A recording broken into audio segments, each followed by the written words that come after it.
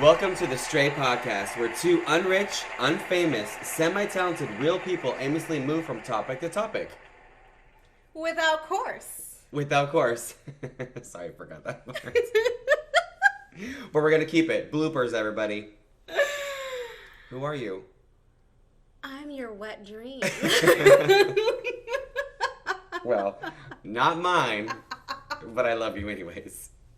And I'm Jason. Today's subject is urban legends, myths, and mysteries. Ooh.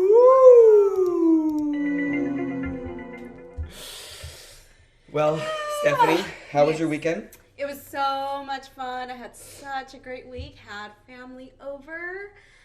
We went to the Swallows Parade out in San Juan Capistrano area. You mean Spitz?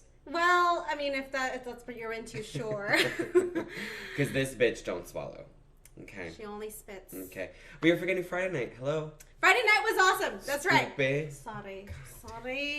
Friday night we went out. Yes, we did. One of our friends is leaving to go to New York, so we all went out and had some drinks and we danced a little bit in Mary's in Long Beach. Yes. Shout out to Mary's. Mary's. Shout out to JV. You know who I'm speaking to. That was fun. It was a lot of fun. I love to dance, love clubs. Episode Yes. 1, check it out. Me too. Absolutely love it. Mm-hmm. Had nice drinks. Had a great time. I think for 5 seconds I had like a little lights were on me. Camera was on me probably. I don't know. At least that's what I was thinking in my mind. That was what's I was going like, on. what? They had a camera there? Yeah, I'm pretty sure they did. I was like, I didn't see that. There were did you miss miss the part where everybody took their cameras out or phones out, I should say, And started, pointed like, at you? Yeah. Oh, yeah. Yeah. We were in a circle. Yeah. Because you had your little dance break. I did have my little dance break. Your dance battle. Yes. Got it. Yeah, I remember that. Sorry. My bad. I was the center of the show, as I am always. All day, every day. Moving on. So Saturday you went to the Swallows Parade. Yeah, it was quite kind of gross, actually. In San Juan Capistrano.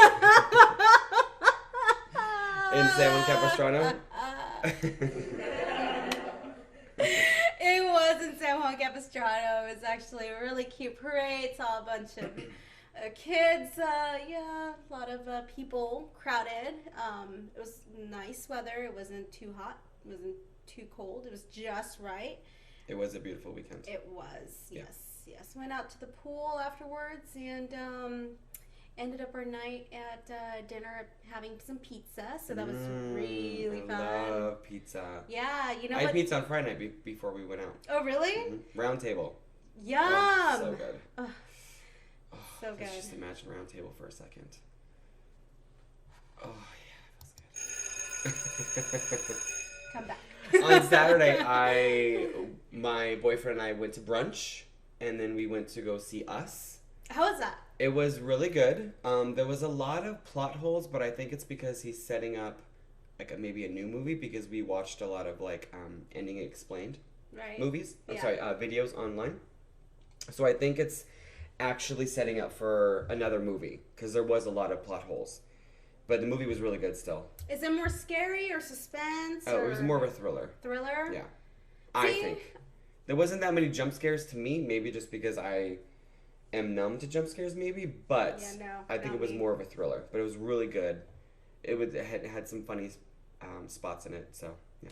See, that's the one thing. I know the director is Jordan Peele. Mm-hmm. So I'm so used to seeing him in Key and Peele way back in the day when they used to do those skits. So I cannot see anything serious. Yeah. I tried watching the first one that he Get Out. I think. Out. Mm-hmm. Yeah.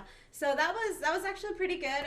But it was so hard for me to like really he's doing this, which it's actually really good. He wrote, directed, and produced this movie. And acted. It's and amazing. Makeup by Jordan Peele. Well, no, he music by he's Jordan not in it. Peele. But it is quite amazing that from all of his stuff. I mean, I'm pretty sure he wrote stuff on Key and Peele as well, but him directing and writing and producing this film, he's very talented.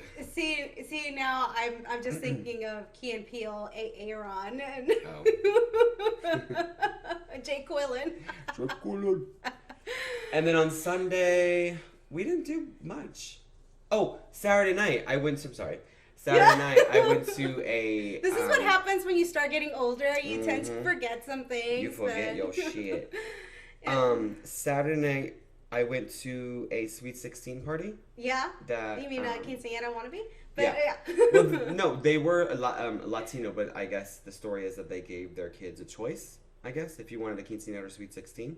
That's always the case, yeah. Yeah, so this girl got a Sweet 16. It was very bougie, very... Of course. They had mariachis. Yeah. But I wasn't there for that part, but they had mariachis. They had a nacho bar. It was really good. And they just had Latin music. It was really fun. Do you remember a few years ago, I don't know if you remember the quinceañera, I forgot her name, jeez. The quinceañera of Lupe, these parents one time, I'm pretty sure some of you remember, and I don't remember, Ruby, like los quinceañeros de Ruby. So these parents, they literally made their announcement that they were celebrating their daughter's quinceañera down in Mexico through YouTube. And they went live, but this went so viral. So this girl, she not only got sponsors from random people, random places, and they were charging up the yin yang to be a part of the quinceañera. Admission? Like admission, yeah. And people that they didn't even know were buying tickets to go to her quinceañera. Oh my god. Yeah, this is a big thing, and everybody was trying to recreate the video how their parents did it, los esperamos aquí and da da da. We'll wait for you here. We'll, you're invited to our daughter's quinceañera or los quinceañeros. So it became a YouTube meme, it went worldwide. This girlfriend got a free car. She got scholarship. She got money. She got I don't know what the heck. But well, I mean, good for her. I mean, if they had that idea, good for her. Yeah, I know. Why didn't I come up with that? Get it, girl. I'm shout out to my parents. Why didn't you guys think about that? But that's all right. I at least got a quinceañera. I didn't have a choice. My mom was like, "You're having one." I'm like, "Oh, okay." Love it. But great, because I was the center of attention that night, as I am every night. But that's just me speaking. So. Did you do anything on Sunday? How was that? Oh, what? The party itself. Oh, it was fun. Yeah.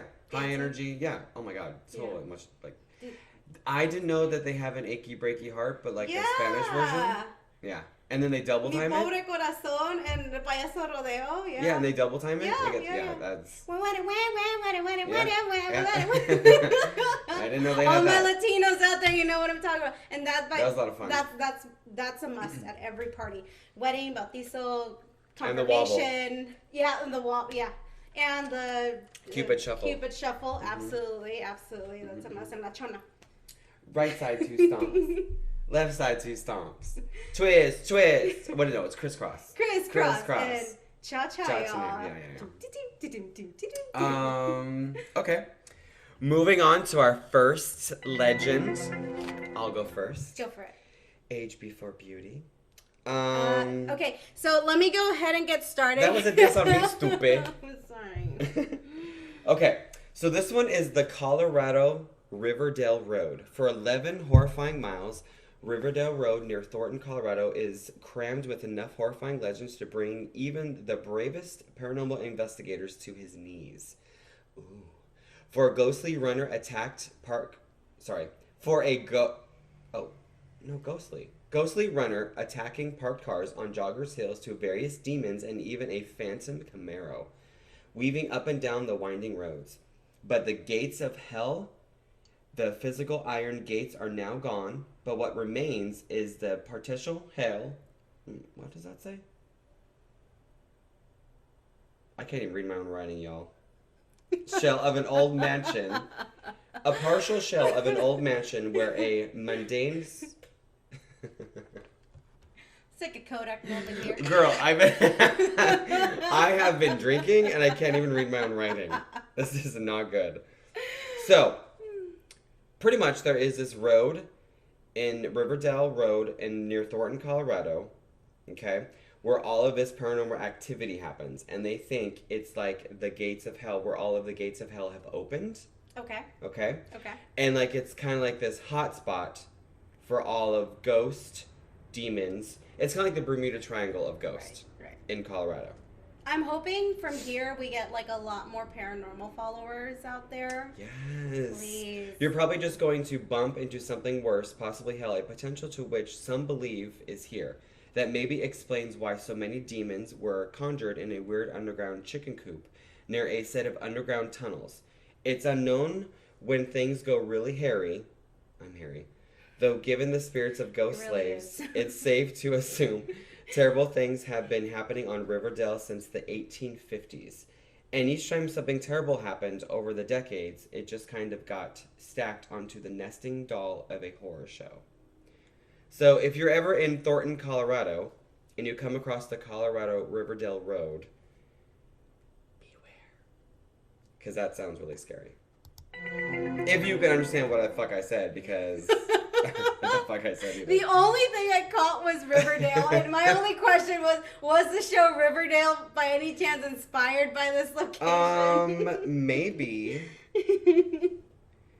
Yeah, it's something about the physical iron gates are now gone, but what remains is the partial shell of an old mansion where a Madame buried his wife and children alive. Ooh. If any of our That's paranormal gross. people out there, listeners and followers and fans, welcome. If you guys have any more stories or encounters that you've had, please feel free to share them here with us at thestraypodcast. Have you ever seen a ghost? @gmail.com. I have not, and I do not plan to. No, neither have I. At any I have time. not seen a ghost. Absolutely love reading about Have you it. think you've seen a ghost, or you don't think you've ever seen it? I don't think I've ever seen it. And even if it that were the case, I will probably debunk it, as the paranormal people out there say. I will probably debunk it. No, it's the wind. It is the absolute wind, even though my window is shut and there is absolutely no air. The door just happened to shut by itself. Okay. I just farted and my sheet moved. Exactly. Oh, darn cat. Even though I don't have a cat. I was just like, you don't have a cat. Okay, your turn. All right. What's next? So, the legend of the Wendigo. Ooh. This is an evil spirit that devours mankind. Isn't that kind of what you do sometimes? Well, I devour men, but not men. Girl, continue. So the origins come from the Native American tribes such as the Algonquin and the Ojibwe. And the Cree and other tribes. So it is said that the Wendigo roams around the forests of the Atlantic coast and the Great Lakes. So once humans, it is said that the Wendigo was once a human, but was then formed by the first consumption of the flesh. That's how Wendigos pretty much come to be. And they get overcome by evil spirits. So they're consumed by that, and therefore they end up eating human flesh. Ooh. So it is said that the very first Wendigo is said to have been a human warrior, Native American warrior, who made a deal with the devil to save his tribe, who was in grave danger at the time. He gave up his soul to be transformed into this Wendigo. However, once the tribes were at peace, there was obviously no need for the Wendigo, which obviously then meant that he had to be banished pretty much, because what are we going to do with the man-eating Wendigo around the village, I suppose. So it's a spirit. It's a spirit. That devours flesh. That devours human flesh. Okay. So he was forced to live out as an outcast, apparently. But, however, because the insatiable hunger for human flesh was never satisfied, so therefore he roams around the forest looking for people who have committed, violent crimes and things of the sort. So that's who he looks, or those spirits look for. So obviously once you're kind of infected with the Wendigo virus and you consume human flesh, you become a Wendigo yourself. So they are said to be up to, Jesus, this is tall, thin and tall, up to 14 feet in height. Oh my gosh. They are yellowish with long jaundice. Yellow tongues and teeth. And it is said that the Wendigo was spotted very much so during the early settling years of the United States. So obviously when the Native American tribes were around, still before, they got kicked out. And then soon after a Wendigo was supposedly spotted, a death would soon follow after. So that's part of the myth there. So, yeah, I'm not going to be consuming any human flesh anytime soon. Thank goodness. I know that a lot of interesting story. Native Americans believe in that stuff. Yes, That's they do. really scary. Yeah. It's kind of nice to see the spirituality behind it, but once you see like these like really crazy stories of like the bad side of or the bad evil spirits, that's when it kind of gets a little crazy. But it's kind of nice. Other than that, it's kind of nice to learn about these different tribes because every tribe is very different. As I've come to learn, throughout through history, of course, it's never been told upon through the eyes of a Native American. It's always told by the white man, but that's all right. That's all right. The next one comes from Latin America. School's in session again. Yep. What is that word? How do you say that in Spanish? Lechuza. Lechuza. Lechuza are witches who are said to have sold their souls to the devil. What's with selling your soul to the devil? Why? It's an easy way out of things. It's an easy way of getting things done, getting things accomplished, or getting things out from it. I will say most urban legends and myths and mysteries always have that at the beginning. Yeah, it's always a conflict. There's always an inner conflict with themselves. Rather than seeking out help, they're seeking help within themselves, and that's what causes. Go to a therapist. Oh yeah, I know. Lechuza are witches who are said to have sold their souls to the devil in exchange for a drink. No, just kidding. For a dark magical powers. For a Jack and Coke. At night, they transform into demonic creatures with the body of a bird and a woman's face. Okay. Okay. So they pretty much have sold their soul to the devil in exchange for dark magic. They have a bird's body and a woman's face. The creatures are said to appear near wooded areas at night and are said to give a loud, piercing cry or a sound like an infant crying before they are attacked. Okay? Now, it's different from West Hollywood. But sightings of the Lechuza have occurred in recent times and were even featured on several news sources. Now, this is out of Latin America. So, but aren't witches called brujas? Yes, so... Have you ever heard of a Lechuza? I haven't heard of It's Lechuza. Lechuza. I hope I said it right. Maybe. Lechuza? Sounds right. Lechuza, maybe? Who knows? What was the question again? I thought witches are brujas. Yes. Is that more Mexico? Yeah, no, Mexican? I think it's like one of those words that kind of get lost in, not lost in, but it's developed into to call them brujas, or like I wouldn't even know what other thing I could describe. Well, I will say folklore, quote unquote, is when witches, they sell their soul to the devil, and to stay young, they have to kill children and eat them. Yeah. Yeah. That's the traditional speaking, but I mean, there's always other myths and legends and stories of how witches came about. What's that famous line in Hocus Pocus? Sucking the lives out of little children. So dark for Disney. Twist the back, baby. Bring him of his baby fat. Please do. Please. I'm 37. I still have baby fat. Okay. And a face. Okay. What? He does have a baby. Moving on. Do you know any witches? Wait, say that again? Do you know any witches? Oh, okay. Sorry, they said bitches, and I was like, yes. Do you know any bitches? I don't know any witches, but I know that you do. I do. Yes. I do. Which is going to be absolutely a future podcast. Yes. So we hope that we can get this person on as a future guest on our show here. We'd be more than honored to have this person here, and hopefully you guys will get more people to join in. Maybe we can make a few more of paranormal, mystery, myth, witches, folklore. Witches and bitches. Witches and bitches. That's what our podcast should be called. Next week it'll be about bitches. Let me tell you that. Okay, we're changing from the Stray Podcast to Witches and Bitches. I'm just kidding. Go ahead. Next. Fanfare. Okay. So, one of my favorite stories is, childhood stories, is Sleepy Hollow. Now, we all know the story of Ichabod and the gal, and the teacher, and the headless horseman, which is a very cute story for Halloween and to tell children to not go out at night, alone. Of course, that doesn't happen here anymore, but that's all right. But it's always nice to know where these original stories are derived from or influenced from. So Sleepy Hollow, it does derive from a German folk tale or legend that influenced the story. So it is said to have been influenced by wild huntsmen who used to chase... What'd you call me? You are a wild huntsman, my dear. That's right. Daddy huntsman. Call me daddy. Sorry, go ahead. So they would chase people.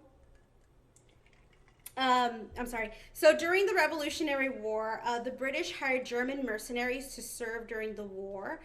They were known for their impeccable horsemanship and skills in terms of killing without fear, without mercy, without anything, without discretion. So any surrounding villages along the 13 original colonies who obviously were part of the militia against the Britain would obviously see their fate to these German mercenaries.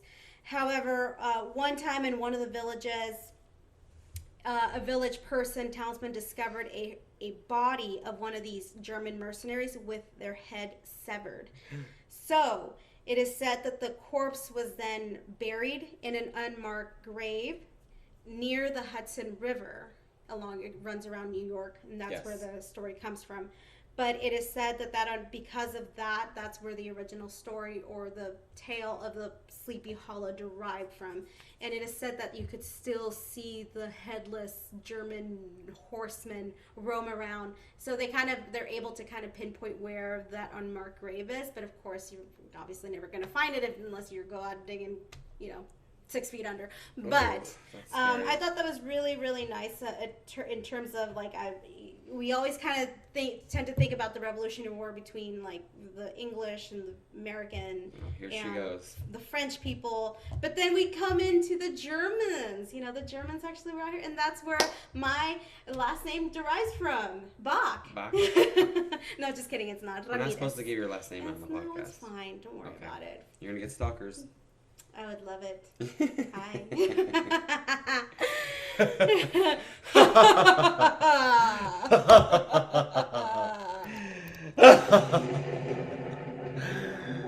Okay, moving on. Next story. My next one comes from Texas. Okay. In San Antonio, Texas, there was a school bus which broke down on a set of train tracks. Before the bus could move or evacuate, a train plowed into it and tragically killed all on board. Yeah. So now, when you go to the train tracks and you set your car on the train tracks, you feel it move. Yes. So these ghost children will come and move your car. I remember seeing this on a show. I remember hearing this. Yeah. On one of those paranormal shows, and they actually tested out. They purposely put a dirty car on there so you would see the children's handprints. The handprints, yes. So, I mean, I guess if you're ever in San Antonio, Texas. Shout out to all my San Antonio Texans out there. Yeah. Lone Star State. Woo! If you put your car on the tracks, the ghost children will move it for you. Will they clean my house too? Because I need ghost children to clean my house and do whatever else. I need ghost children to do my laundry. I need ghost children to go wash my car. I need ghost children to go do my groceries. Once in a while. Brush my hair. Brush my hair. Oh my god, I would love for them to brush my hair. Oh my gosh, I'm going to give ghost children visitors tonight. I do not want you ghost children visitors. No. Give them a brush and they will brush your hair. No, it's fine. Ghost children. What if it's like Children of the Corn that end up coming in? Well, it's better than Children of the Bunions.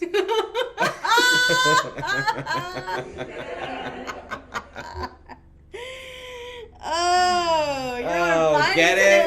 Because you can have corns or bunions, Children of the Bunions.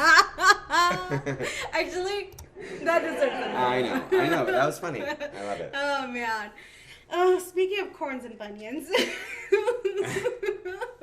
Enough about your feet. Let's go. Continue. Okay. So I'm pretty sure some of you already know this myth story, whatnot. The Mothman. I've actually like heard. Have you seen the movie with Richard Gere? No, I do not want to, and this is one right, of the reasons. Like, no, I do not like scary movies at all. I will not watch them at all. I will not eat them, Sam. I am.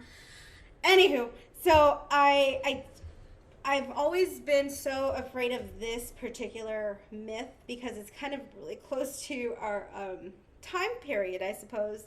So it is said to the Mothman have appeared as or been eyewitnessed since 1966. There are accounts that go way back before then, but the most popular ones was in 1966. So eyewitnesses describe the Mothman to be 7 feet tall, grayish or brownish at times, being with bat-like wings. And he has been seen, or at least I hope it's a he, it has been seen taking off from structures like buildings and tall trees, and with eyes glowing in bright yellowish red. It is said to have been at least seen or eyewitnessed by at least 100 people from 1966 to 1967 in Point Pleasant, West Virginia. Now, in addition to that, not only is that creepy, but in that specific location, there were so many sightings during that year that they actually had a town meeting about this. So not only were like the cops involved, but city council was involved about this.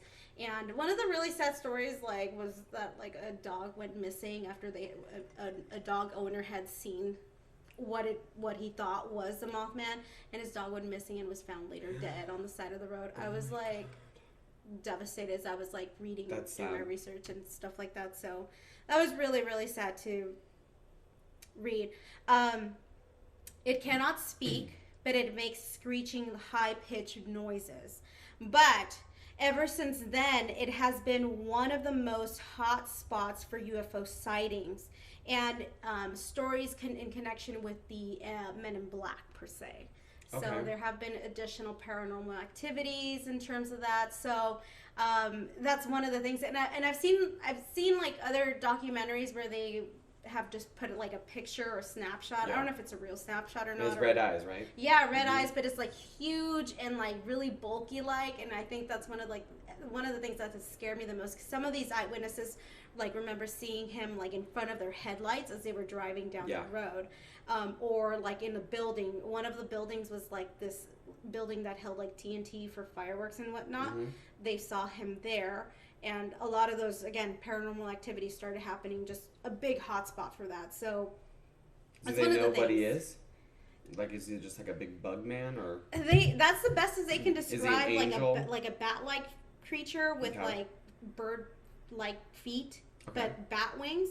So this other person or eyewitness account said that, and I'm going to put this on quotes, she said that there was a night where she was working alone. She worked at the police station. She was like a deputy or something like that. That the strange man once went in there asking for directions to elsewhere and whatnot. But he not only looked like really kind of scary looking, like, you know, some people just put you off, you know, not to be totally mean or anything like that, but some people just give you just certain vibes and whatnot. But everything was just going off the radar with this person, that everything that the person was trying to speak, that he couldn't even speak or say or anything.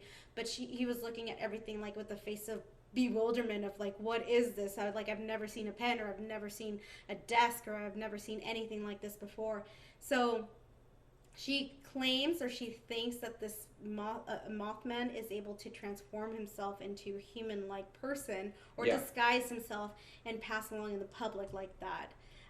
But, you know, you never know. In the movie, they gave him a name, and I'm trying to remember what that name is, but I can't remember. So I'm trying to look it up, but I don't remember what because in the movie, it's a with person? Richard Gere, no, they gave... Because whenever the Mothman tried to make contact with the characters in the movie, he gave himself a name, and I forgot. And I didn't want to like say this, but in addition to that, there's always like a series of bad luck whenever the Mothman is. Yeah, because that bridge collapsed. Correct, the bridge collapsed. Yeah. So I believe like 40 to 50 people died and drowned in that bridge, and this was like during the sightings of that Mothman. So it's like a really scary thing, and just seeing how even the whole town was kind of called an emergency meeting. I mean, you can't really disregard more than like one person. It's different when it's like, oh yeah, like one person saw this and maybe 2 or 3. But I mean, we're talking about 100 people eyewitnessing this thing or whatever it is. Yeah. Now I'm so scared of driving at night and like seeing this thing now. Oh God. Anywho. That's scary. Yeah. Yeah, I can't remember what they called him. I know our listeners are probably screaming at us right now. I know. I'm sorry. It was like, I can't remember. It'll come to me later. It'll come. Okay. We'll catch up on it next week. yes. So we'll do a little update. Okay, my next one comes from Japan. Hanako-san. The story is about an elementary school girl who committed suicide. Suicide. Suicide. Word of the week. Suicide. The story is about an elementary school girl who committed suicide from being bullied. The way the Hanako-san works is goes into the third stall into the girl's bathroom and summon her by knocking on the door 3 times, saying, Hanako-san, help me with this. Hanako-san hasabanasu. It's Japanese, but it means mashau. Hasobimahasasu, which means let's play. Butchered this. Okay, it usually becomes really quiet, and as you hear ha, which means yes, then she will either drag the person into the stall and kill them, or the door opens a little so the person can reveal Hanako-san. So this girl commits suicide in school, and her ghost is killing people. And to summon her, it's kind of like Japan's Bloody Mary. Why did we say it then? We're not in a bathroom, and we're not in Japan. Oh, she doesn't travel. No, she doesn't travel well. No, she doesn't have a passport. No. Sorry, she won't be able to go back. Hanako-san hasobimasaru, which means let's play. No. I'm gonna tell you right now. If we go into a bathroom here in California, we say "Let's play." Okay. No, well, someone's dragging you in there, but for a completely different reason. Okay. Oh. So imagine it's kind of like I said, Japan's version of Bloody Mary. Right. Okay.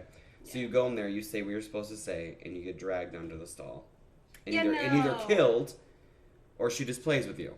There are certain bathroom stalls that I will not go into. And yeah, we have one at work. No.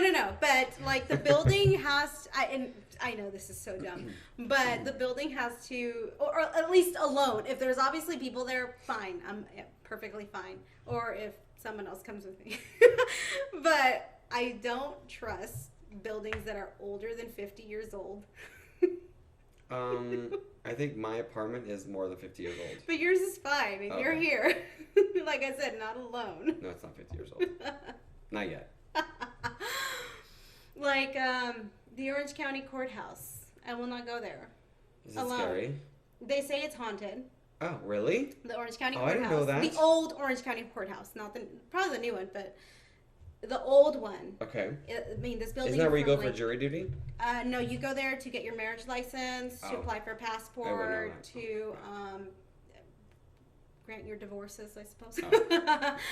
So you go there for other reasons, but that building has been around since like the late 1800s. And yeah, there's like these really cool old pictures where you could see like a carriage in front of what is now, I believe, Main Street or Broadway.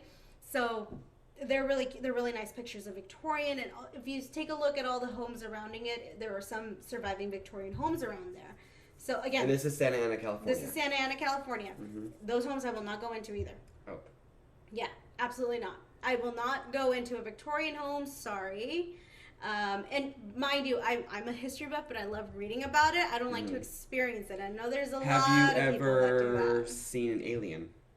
I have not, but my mom has. Your mom has seen an alien or a UFO? Not an alien, but a UFO. Okay. Very, very close, much closer than a lot of people can say. Where? When? I know this is a funny part. It's Mexico. It's in Mexico. Okay. In Mexico. So, but here's the where the credibility comes to. So she was maybe 10 years old at the time, or 10 or 12, whatnot. We're already conscious by that age, but she didn't know what it was.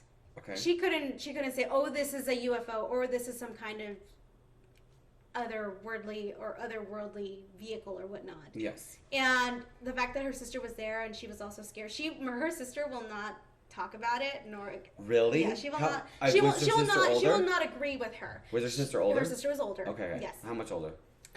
Maybe I want to say maybe 5 years, 10 years or so. So picture this, they're living out in Mexico, and at the time, there was this like white per se orb, whatnot, that was above them. She said she was fetching a pail of water, and she saw this white orb all of a sudden, and she didn't know what it was. Mm-hmm. She just saw the reflection of the water, and she just kind of looked up, and she didn't know what to think of it. And she said, it can't be any of the lights. At the time, they were still developing.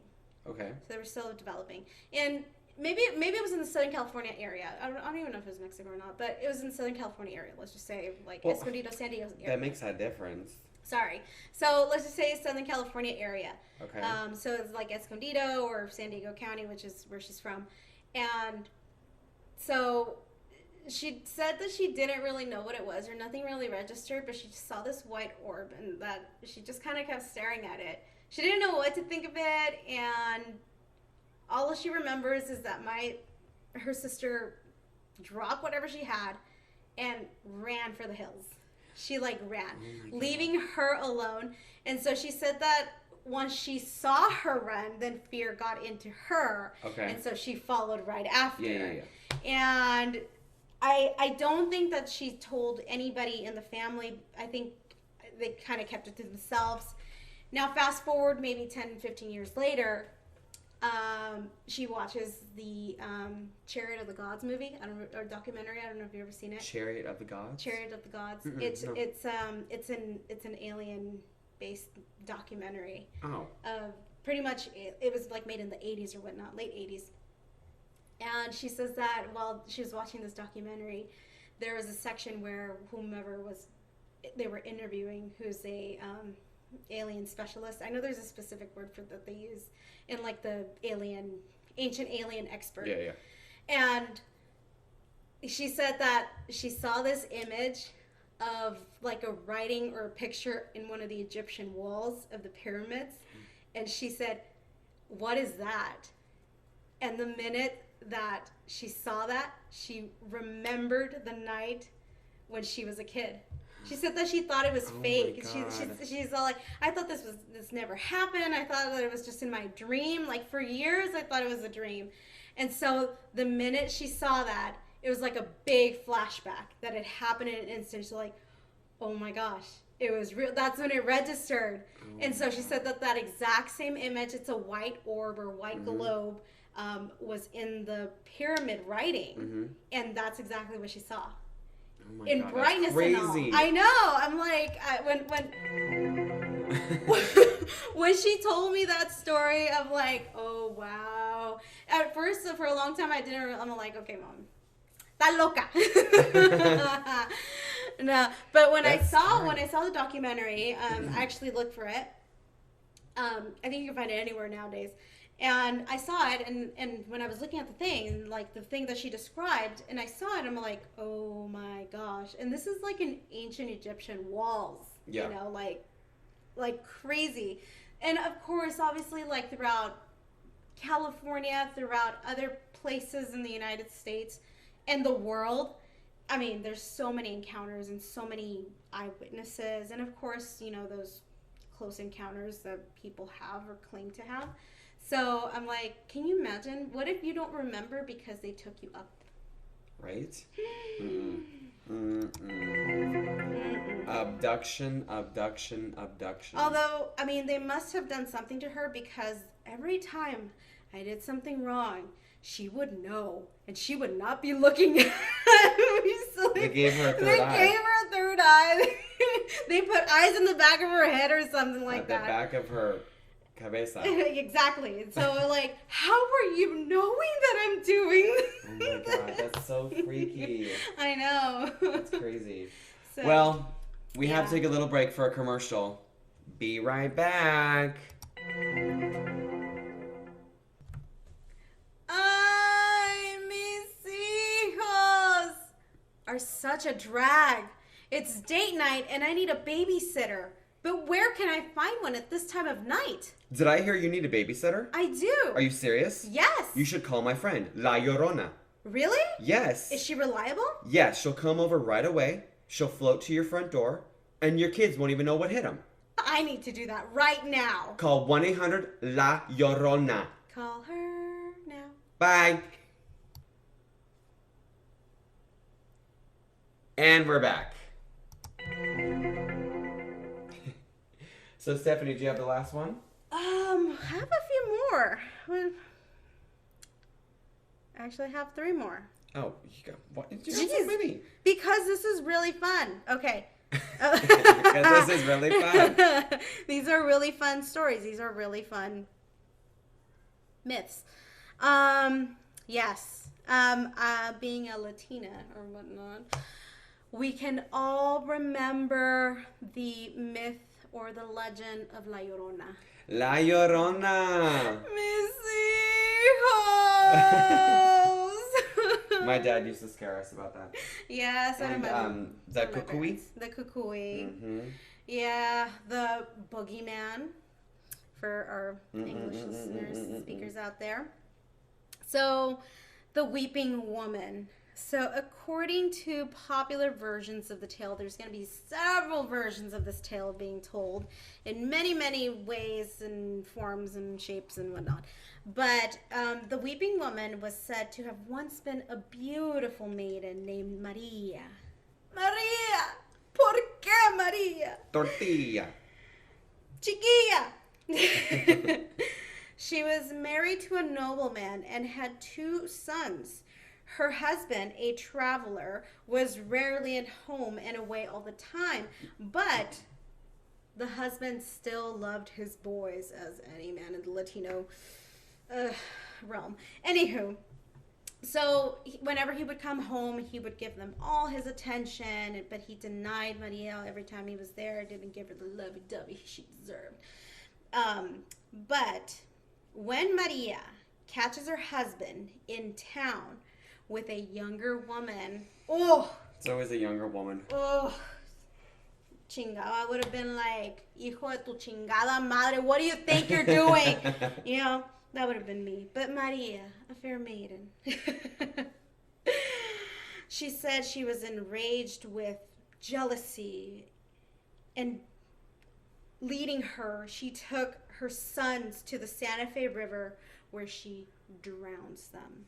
So she committed the crime of passion against her children, not her husband? Yes, which is like stupid. That is rare. I know, but okay. Well, you get them where it hurts. That's true. I'm sorry. I take that back because there have been crime stories where parents will kill their children to get back at the parent. Exactly. Yeah. So you definitely get them where it hurts, although I would have chosen other things. But days later, Maria was found. Lorena Barre. Maria, I was going to call her Lorena. La Llorena. La Lorena. La Llorena. Oh, mis pelotas. Oy.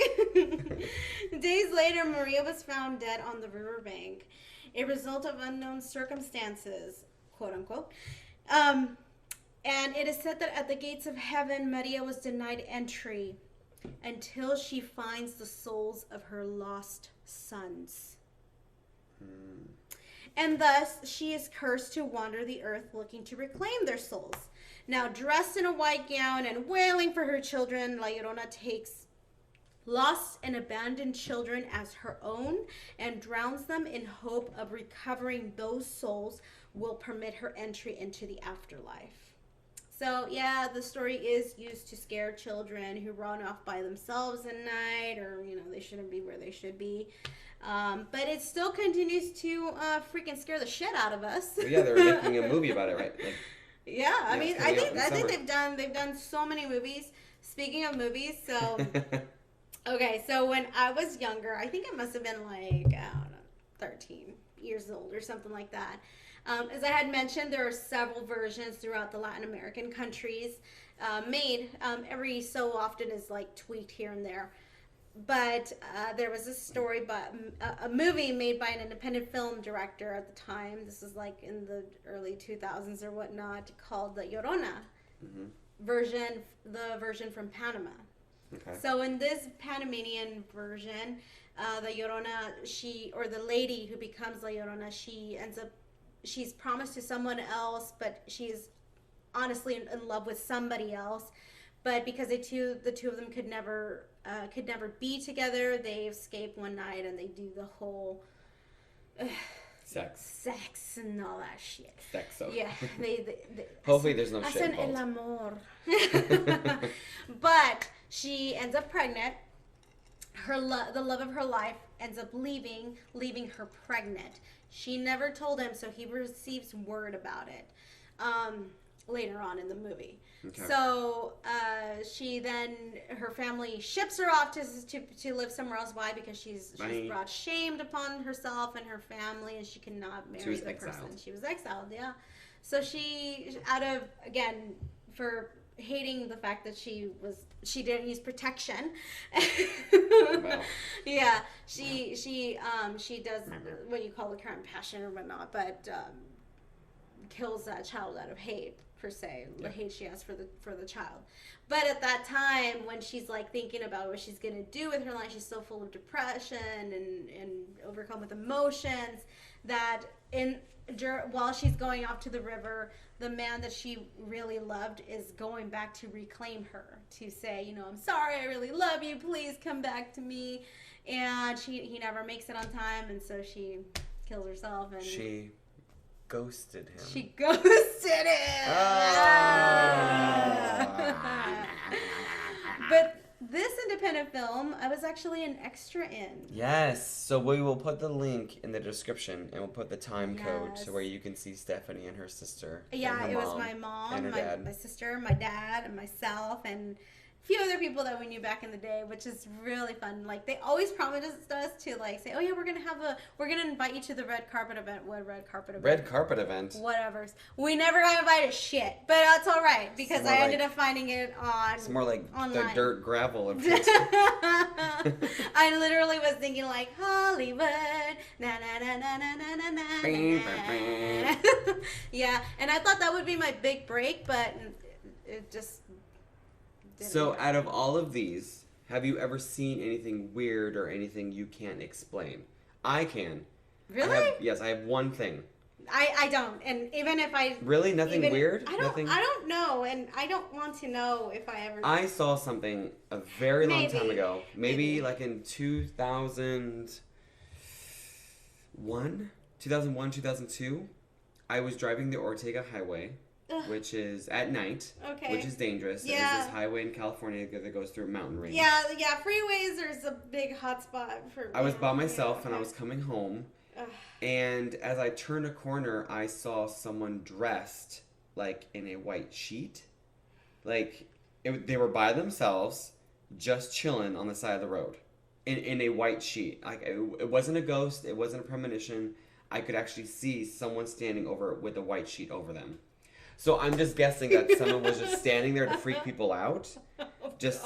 But it freaked me out because, but it was just a split second because I could see them standing there, just standing with a white sheet over them. Maybe it wasn't even a person. Maybe someone just put something out there and put a white sheet over it to scare people coming around the corner because it was literally like around this corner. That is if somebody did that to like prank people, that is you are an evil human being. Well, it's genius. Just don't put it on the Ortega Highway. A little bit more safe. No, but I mean that could cause a serious accident. That's what I said. A little bit more safe. Yeah, like a flat long terrain or something. Even then, I mean, you're evil. So that's the only thing that I can think of that I've seen. Yeah. You know how, like, in some places where you might think that there's maybe some haunted activity, so you kind of stay quiet for a bit to see if you hear anything, feel anything, touch anything.